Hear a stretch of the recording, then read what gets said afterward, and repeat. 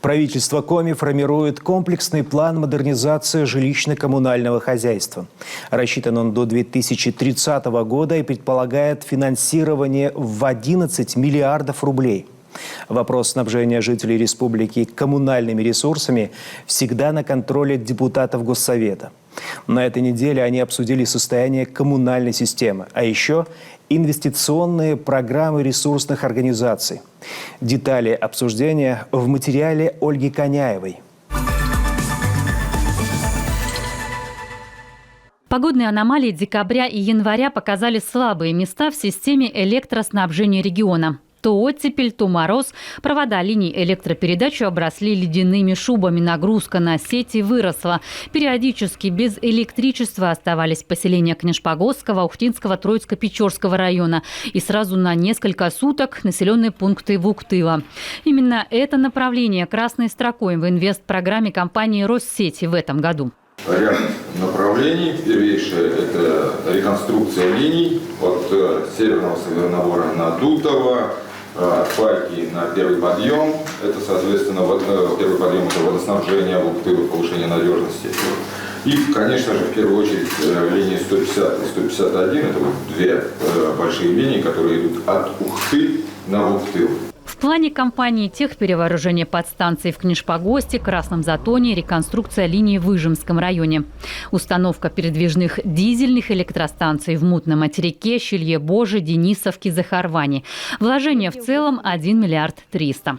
Другая компания «Коми коммунальные технологии» делает упор на установку водоочистных станций в Ударском и Печорском районах, замену сетей в Сысольском и Прилузском, строительство котельных. Инвестиции более 600 миллионов.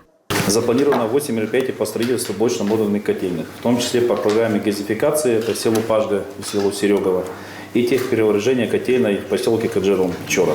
Последние 6 лет компания Т+ инвестировала в обновление объектов по миллиарду в год. Сейчас в 2 раза больше. Львиная доля на строительство новой водогрейной газовой котельной в Инте. В Заполярье продолжаются работы, в том числе по поручению президента Владимира Путина.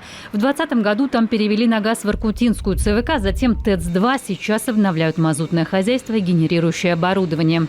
Растут вложения в реконструкцию тепловых сетей. 5 лет назад 60 миллионов рублей, сейчас 500 миллиарда. Утверждено 5 инвестпрограмм по электроснабжению в Иркуты, теплоснабжению Сосногорска, Инты, Ухты и Сыктывкара. По Сыктывкару впервые инвестиционная программа в размере 110 миллионов рублей была утверждена на 2021 год. До этого ее не было вообще в принципе утверждено. На 2022 год увеличили сумму до 120 миллионов рублей. И на 2023 год удалось увеличить до 294 миллионов рублей, большая часть из которых направлена на реконструкцию тепловых сетей. Практически это предельная сумма, которая позволяет нам тарифный источник направить на инвестиционные мероприятия. Как отметили ресурсники, 65% теплосетей в столице служат больше четверти века. В год нужно менять как минимум по 9 километров. Однако за счет оплаты потребителей обновить в этом году получится всего 1,5 километра. Это капля в море. Также нужна модернизация генерирующих мощностей в связи с активной застройкой.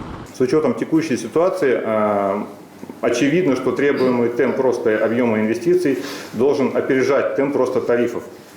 Для этого необходимо либо изыскивать нетарифные источники, внешние какие-то источники, федеральные фонды в том числе, либо предусматривать механизмы, гарантирующие возврат опережающих собственных инвестиций теплоснабжающей организации.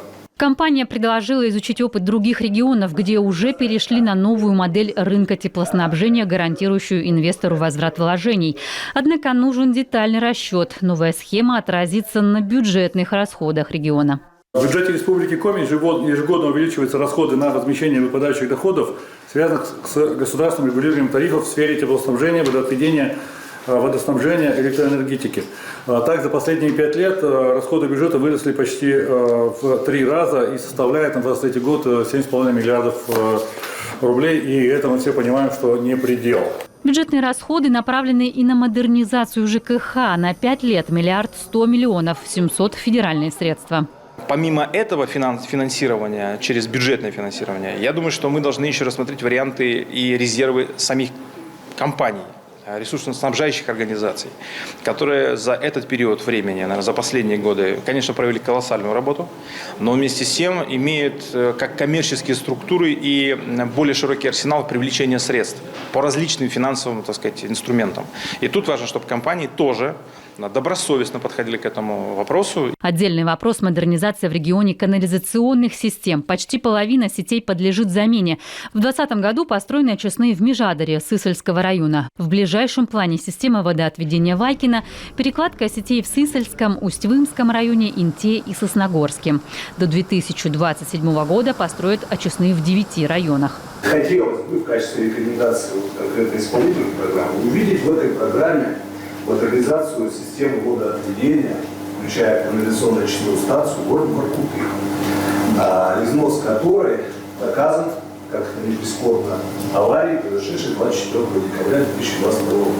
Также назрело строительство нового канализационного коллектора в поселке Краснозатонский. Существующие сооружения, построенные в 1975 году, обветшали. Суд еще в 2009 обязал мэрию решить эту проблему. Проект разработан, цена вопроса – 340 миллионов рублей. Все вопросы парламентарии региона разбирают детально, чтобы выйти на профильные парламентские слушания в мае с четкой картиной ситуации в отрасли. Мы видим, что инвестиционные программы наших ресурсоснабжающих организаций, они не выполняются в полном объеме. Причин много, мы в них обязательно разберемся, потому что мы понимаем, что вот инвестпрограммы, они как раз должны приводить к тому, чтобы, так сказать, вся эта система наша, она постепенно обновлялась, приходила в нормативное состояние. Пока сейчас это не так, к сожалению. Наша задача добиться того, чтобы мы имели внятный план, каким образом, так сказать, вот, всю нашу эту систему привести в нормальное нормативное состояние.